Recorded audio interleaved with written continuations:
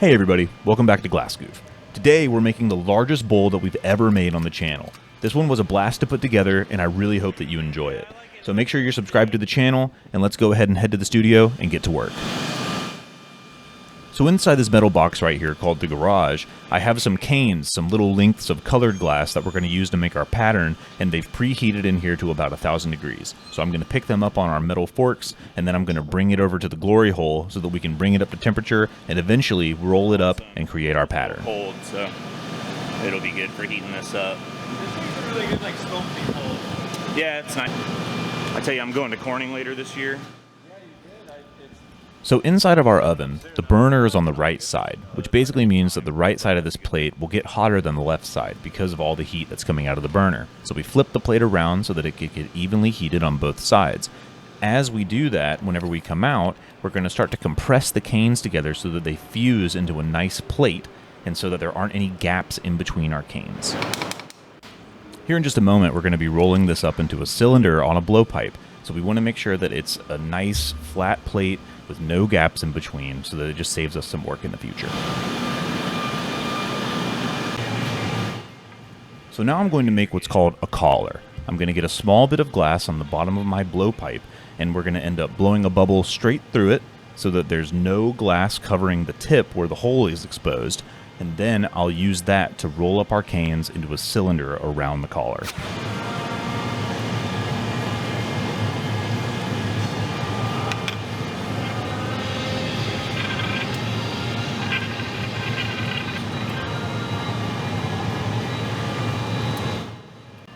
So I need my collar to be a certain size. We need the circumference of the collar to be as long as the plate that we're going to roll up is. So I've got a small amount of time that I can shape this up so that it's the right circumference around so that we get a nice, good, clean roll up.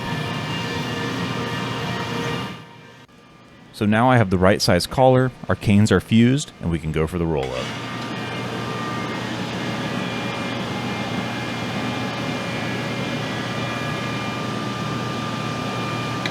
Little big. So that went pretty smoothly, but the collar was a little bit small. So what I'm going to do is I'm going to find where the pattern ends and I'm going to cut off the excess glass so that it still maintains our pattern of color. Where did that touch? Blue? Okay, we're just gonna kill it.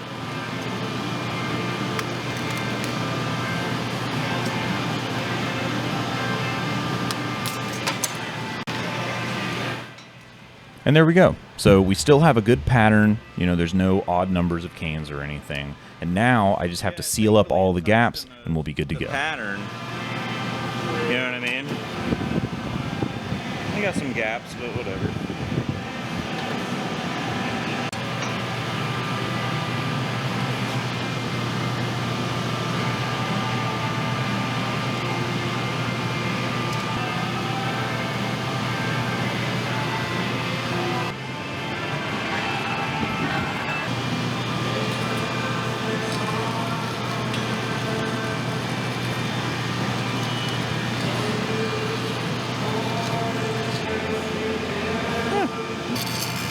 Push.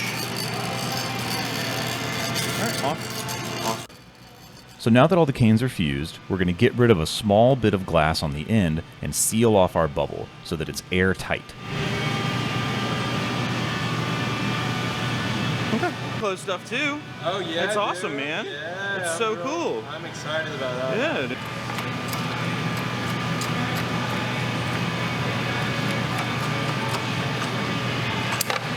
There you go. Now the next step in the process is we're going to go into the furnace again and we're going to get another layer of clear glass, which is called a gather. But before I do that, I want to make sure that the outside of my form is very smooth so that I don't pick any bubbles out of the molten glass that's inside of the furnace. Any bumps or crevices or cracks when you turn the pipe in the liquid glass will pick up bubbles. So we want to ensure that this is as smooth as it can be before I submerge it into the 2,000 degree molten glass. It's funny. It's their whole family. They have to all go. So this furnace that I'm gathering out of houses all of our clear glass. It holds about 700 pounds when it's full. It stays on 24/7 and it's on at 2100 degrees.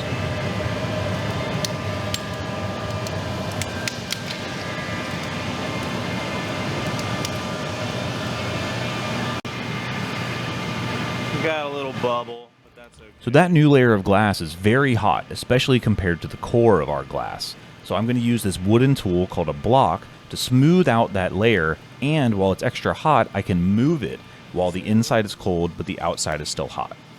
And then we'll use our newspaper tool, which is about 12 sheets of your daily newspaper wrapped up and soaked in water. Give me some light air on. Off. The design that I want this bowl to have is I want these canes to start to twist into a kind of vortex look. So I'm putting a small handle on it, in which we'll use to twist the glass. Still, she's all like acting like she's gonna fast track me.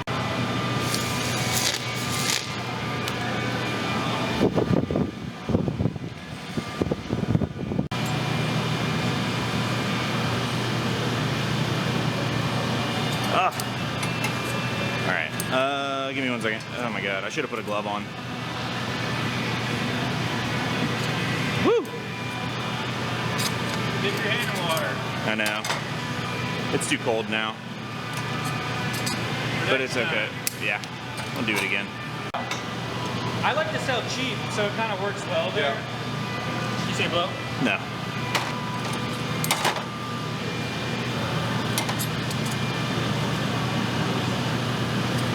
You can blow.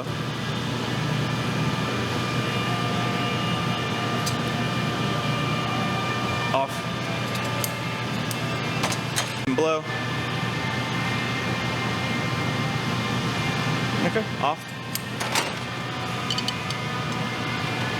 Fucked up last night. No. Not on the camera. No. Can you give me some air, Luke? And on.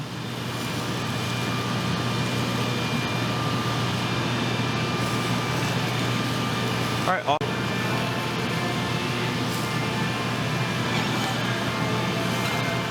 Off.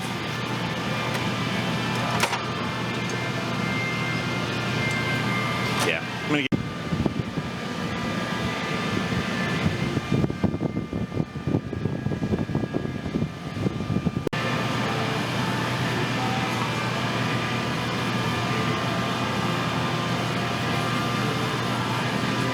Thank you. Can I save it? Nah.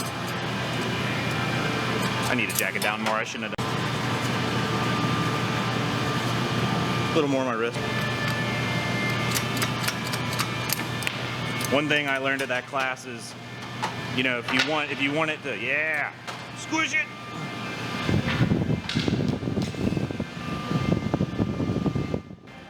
All right, and that's our color pattern. It looks fantastic. This is one of the first times that I've tried this big twist, and I love how it came out. I can't tell you enough how satisfied I am with it. And so now we're going to prep this for another gather. So we'll start to cool it down, and then once it's cool enough, we'll dip it back in the furnace for a new layer of clear glass. Off.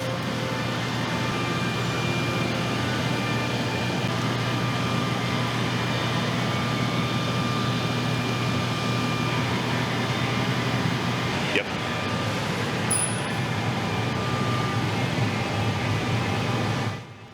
So when I come out of the furnace, I'm going to hold the pipe vertically and let all of the excess glass drip off. This is what we call a strip gather.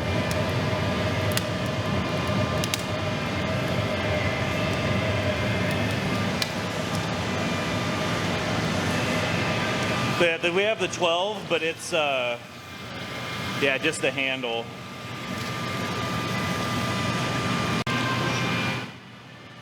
So that will be the final gather. We're not going to get any more glass out of the furnace. And now we can start to turn it into a bowl.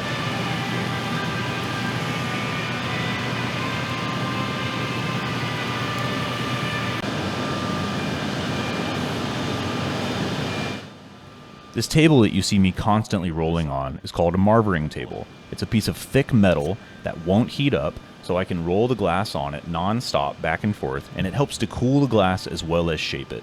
Hot things like to stick to hot things, so if the marvering table did heat up, then that means that my glass would stick to it, which isn't something we want. So we want to keep it nice and cold, very thick piece of metal. It's one of my favorite tools in the studio. This newspaper tool is also one of my favorite tools. It works similarly to the Marver, where it's a cold piece of paper so it cools down the glass in the areas that I don't want for it to expand. So we cup the bottom while my brother blows through the pipe, and it will start to expand where I'm not touching it with the paper. I'll have you take this heat and we'll go for the jack line. So now we're going to put in what's called a jack line. This is a small little incision that we're going to put right off the tip of the pipe, and this will be where we break the glass off of the pipe once we transfer it to a different pipe a little bit farther down in the process.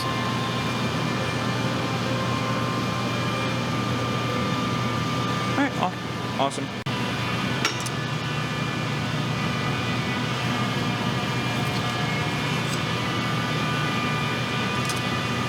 Give me some air, on. Off. Blow it up some more.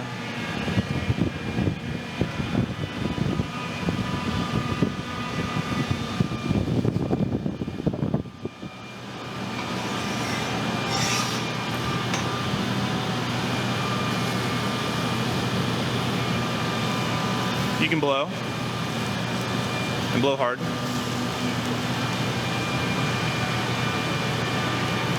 Off.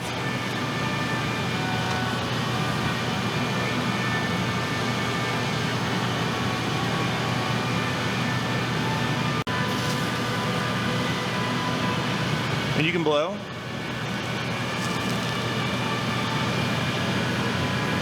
And blow hard. Off.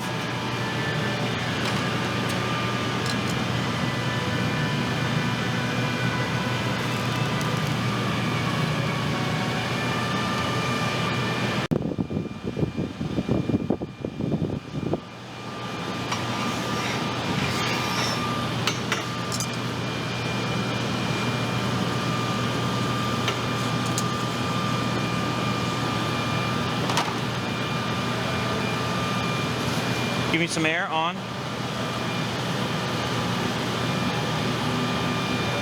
All right, off. Okay, so I can chill with this. You wanna bring me a foot? Yep.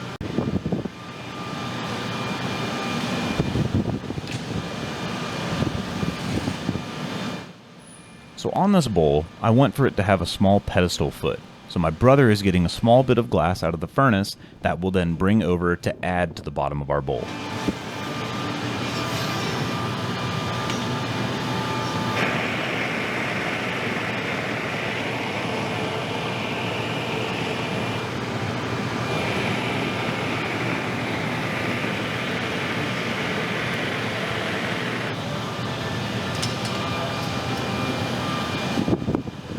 You are, Luke.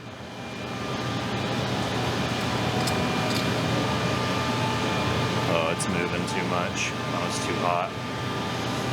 All right. Oh no. So adding that foot didn't go exactly as expected. It was a little bit more glass than I wanted, and it was very hot whenever my brother brought it over. So I probably should have said something about how I want a different bit. You can always ask your assistants to start over if they're bringing you something that's not ideal. But it's my responsibility as the gaffer, or the leader who's making the piece, to tell his assistant exactly what he wants. So if your assistant ever brings a bad bit, too much glass, too hot, you can always tell them to start over and bring something different. Yeah, but it's just gonna be a little patch.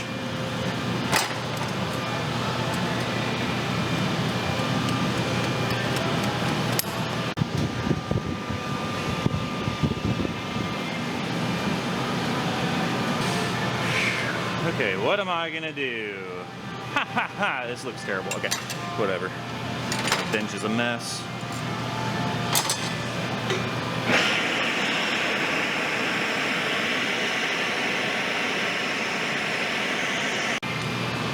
And I'll just take some air. Yep. On.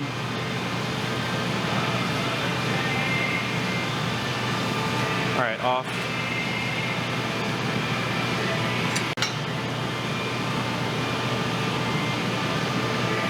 Give me some air.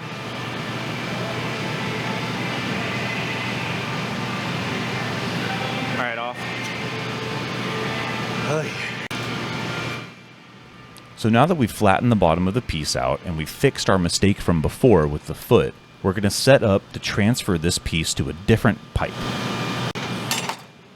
This process is what we call the punty transfer.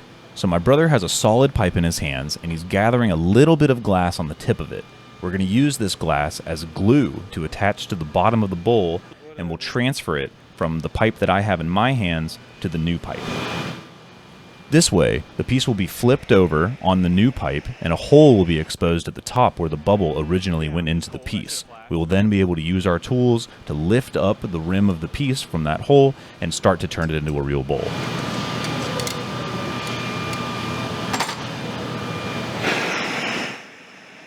So now we're tacked on. I try as hard as I can to make sure that it's right in the middle of the piece. Symmetry is key when you're making blown vessels, especially bowls. So now we add some water, we'll give it a little tap on the pipe, and it should break right off.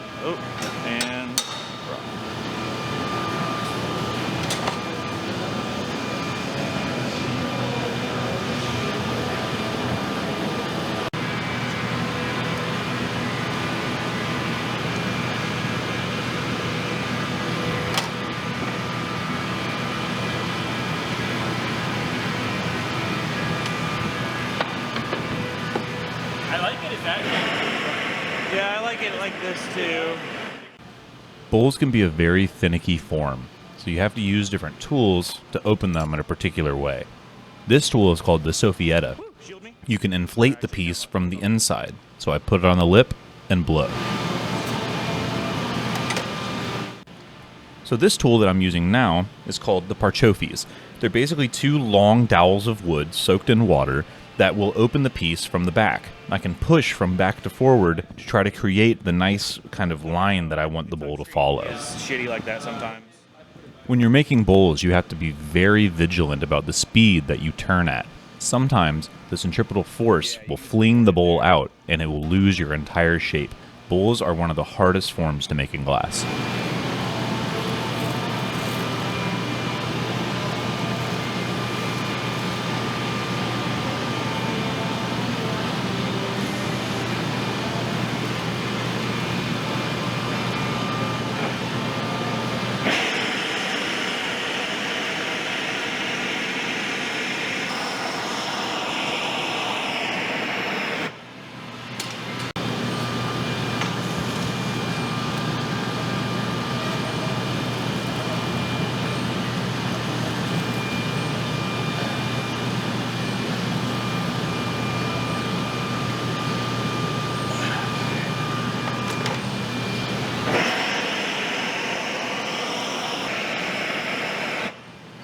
You gotta.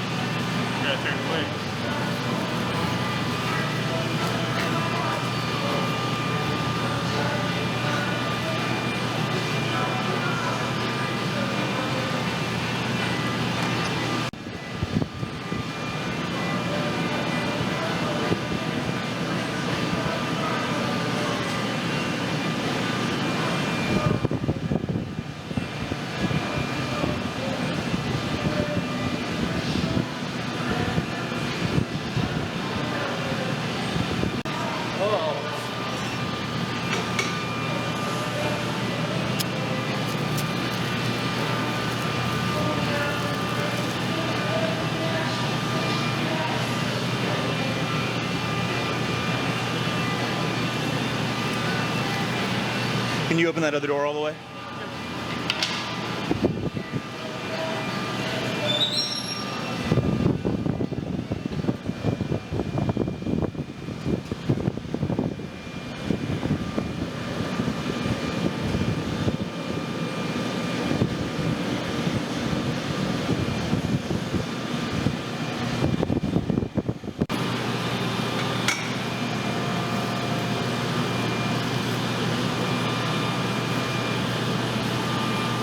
It's like the same shape we need to make for that lampshade. Really?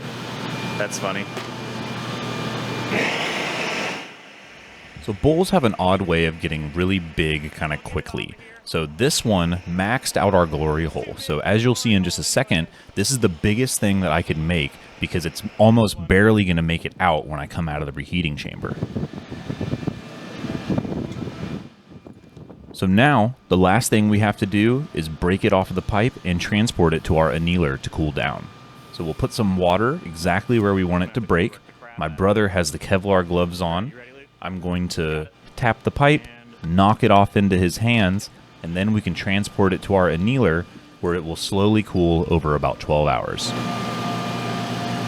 Sweet, man. Oh, that looks awesome. Woo! That was great. Thank you, guys. That was great. Yeah. Yeah. And here we go.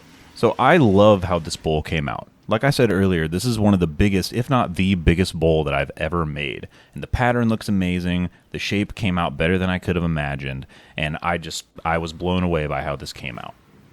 If you're interested in buying this bowl, there are links below that'll take you to my website or my Etsy page where you can find it for purchase.